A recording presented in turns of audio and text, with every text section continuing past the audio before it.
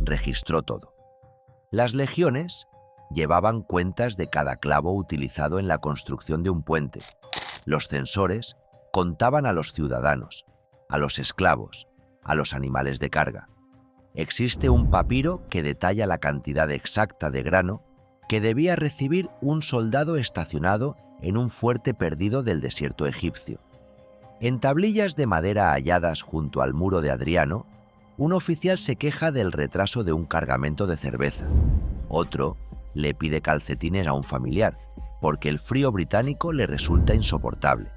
Esa civilización documentó contratos, recetas médicas, condenas a muerte y hasta las dimensiones recomendadas para un acueducto provincial.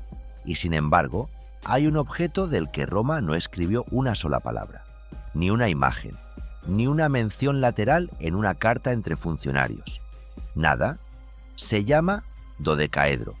Tiene 12 caras pentagonales, cabe en la palma de una mano y ha aparecido más de 130 veces enterrado en los confines del imperio.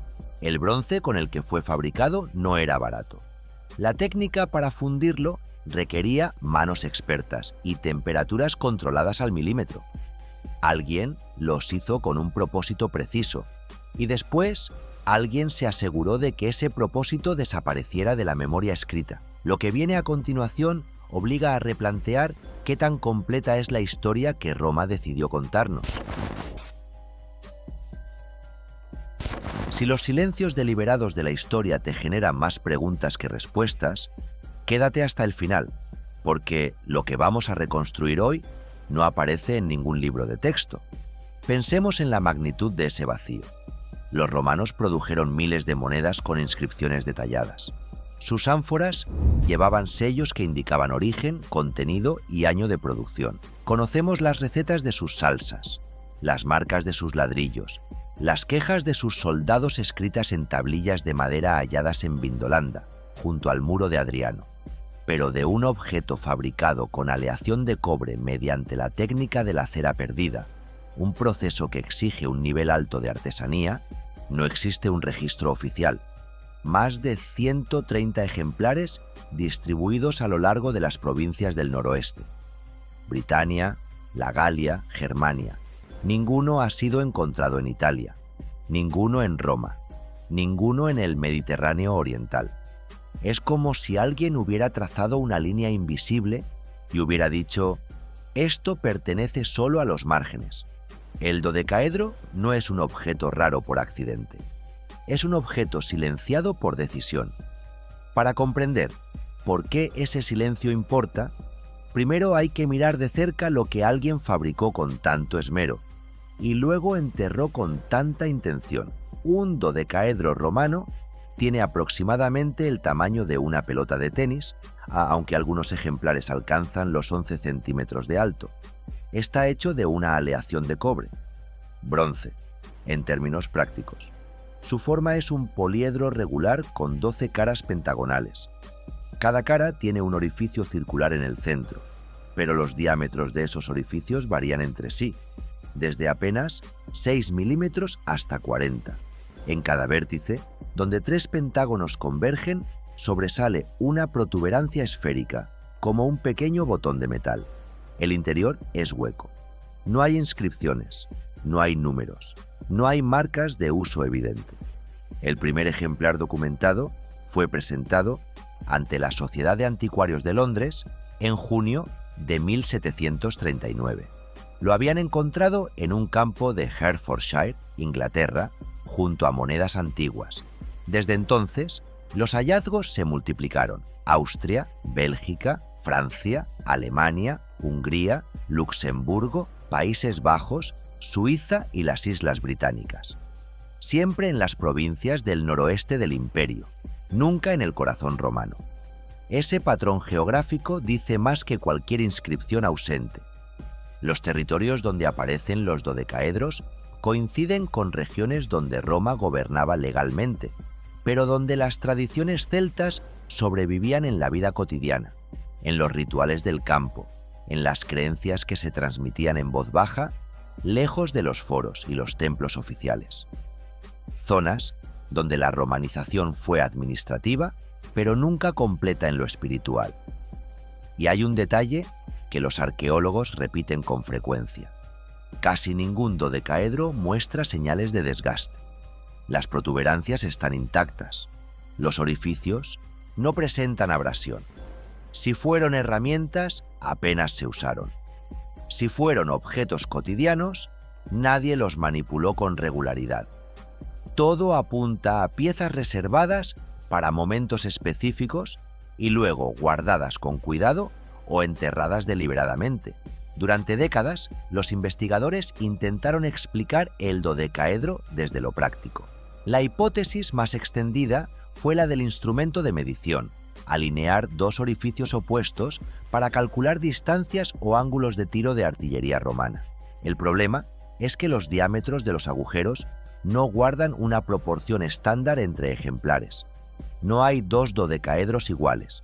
Un instrumento de medición necesita consistencia, y estos objetos no la tienen. La teoría del candelabro también circuló. Algunos ejemplares tienen la base abierta, lo que podría alojar una vela, pero no se han encontrado restos de cera ni depósitos de carbón en el interior de los que han sido analizados. La explicación de herramienta textil ganó popularidad en Internet después de que una diseñadora estadounidense llamada Amy Gaines demostrara que era posible tejer pequeñas cadenas con una réplica impresa en 3 dimensiones.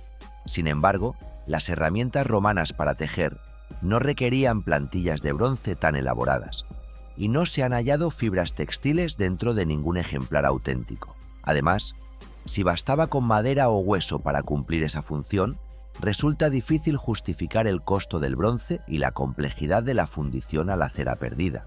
El historiador húngaro Tibor Grül, de la Universidad de Pécs, revisó la literatura académica sobre dodecaedros y concluyó que las hipótesis utilitarias no resisten un examen riguroso. Cada vez que una teoría práctica parecía resolver el enigma, un detalle la desmentía.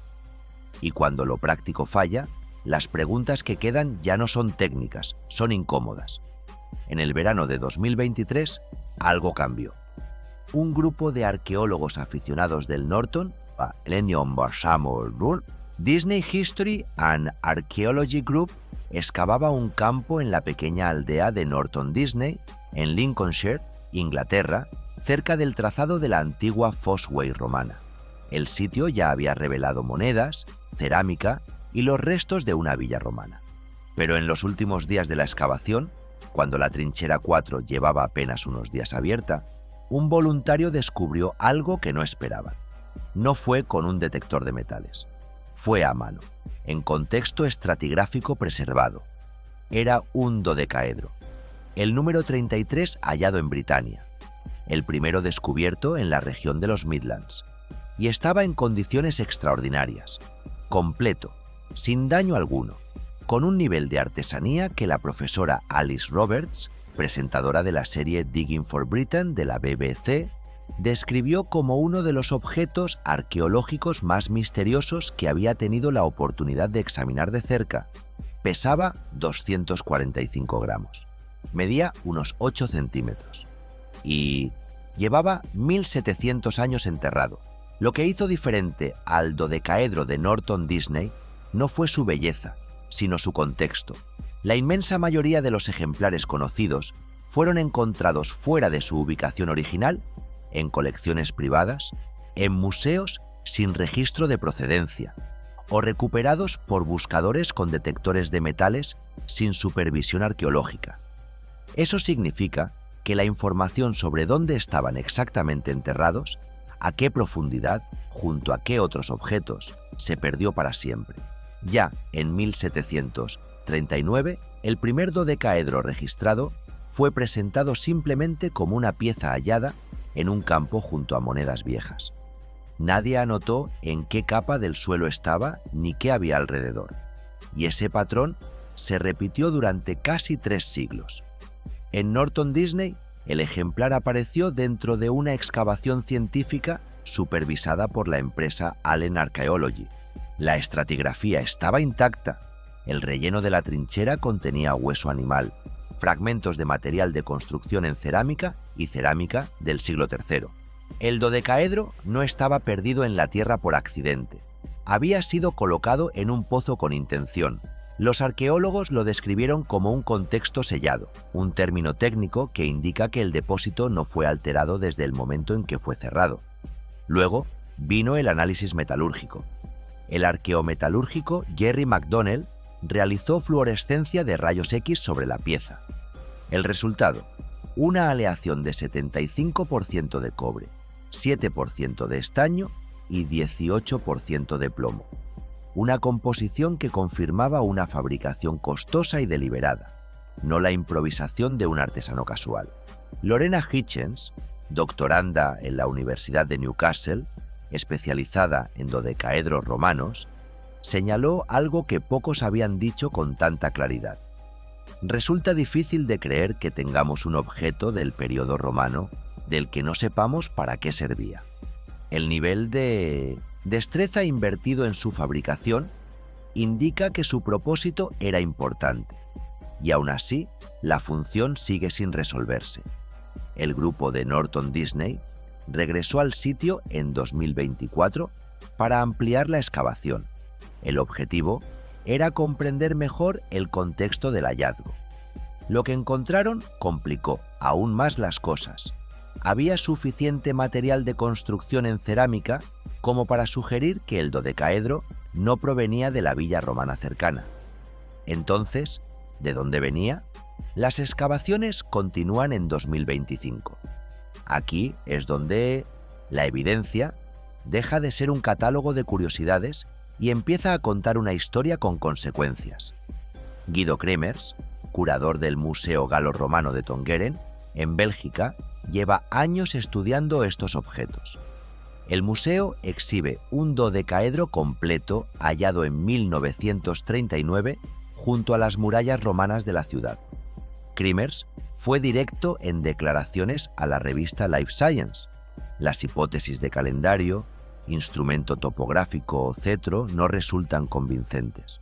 La posición del museo es que los dodecaedros probablemente estaban vinculados a actividades no oficiales como la adivinación y la hechicería. Y esa palabra, no oficiales, lo cambia todo. La sociedad romana estaba saturada de superstición. Los ciudadanos consultaban augurios antes de tomar decisiones importantes. Pero el Estado romano también controlaba qué prácticas espirituales eran tolerables y cuáles no. La Lex Cornelia de Sicaris et Beneficis, promulgada en el siglo I antes de nuestra era, criminalizaba la magia no autorizada. Más tarde, con la adopción del cristianismo como religión imperial, las leyes se endurecieron aún más. Las prácticas adivinatorias fuera del control oficial no solo eran mal vistas, eran castigadas con severidad. Según Kremers, eso explicaría por qué no existen fuentes escritas sobre los dodecaedros. No era un olvido inocente, era una necesidad. Quien los utilizara tenía razones para no dejar rastro. Quien los confiscara tenía razones para no catalogarlos.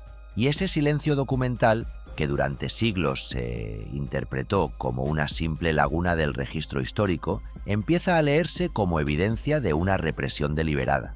El patrón geográfico refuerza esta lectura. El historiador Tibor Grull ha señalado que los dodecaedros aparecen exclusivamente en regiones galorromanas, territorios donde la influencia celta era profunda y persistente. Muchos fueron hallados en contextos funerarios o cerca de enterramientos. Algunos aparecieron en depósitos de monedas, lo que sugiere que sus propietarios los consideraban valiosos. Uno fue encontrado en un santuario en Schwarzenegger, Alemania. Otros, recuperados del lecho de ríos en Nimega, Treveris y Zúrich, lugares que en la tradición celta representaban fronteras entre el mundo de los vivos y el de los muertos. Un fragmento hallado en Cortesem, Bélgica, en 2022 por el aficionado Patrick Schuermans, presentaba fracturas que sugerían que alguien lo había roto intencionalmente, quizás como parte de un ritual. Esa pieza fue entregada al Museo Galo-Romano y puesta bajo investigación. Excavaciones posteriores en el sitio revelaron fragmentos de murales, lo que apuntaba a la posible existencia de una villa romana. Cuando los objetos se entierran intactos, cuando otros se rompen con intención, cuando aparecen en tumbas y junto a ríos y en santuarios, pero nunca en talleres ni en cuarteles militares, el mensaje es coherente. No eran herramientas, eran algo que se usaba en privado, en momentos cargados de significado, y que luego debía desaparecer. Y hay un silencio moderno que resulta casi tan revelador como el antiguo. A pesar de que el Museo Británico poseyó ejemplares de dodecaedros durante décadas, no exhibió ninguno públicamente hasta tiempos recientes. Los conservadores admitían en privado que no sabían cómo clasificarlos. Muchos ejemplares acumularon polvo en almacenes, catalogados con descripciones vagas. La Academia los trató durante años como rarezas demasiado marginales para justificar financiación y demasiado extrañas para encajar en categorías romanas aceptadas.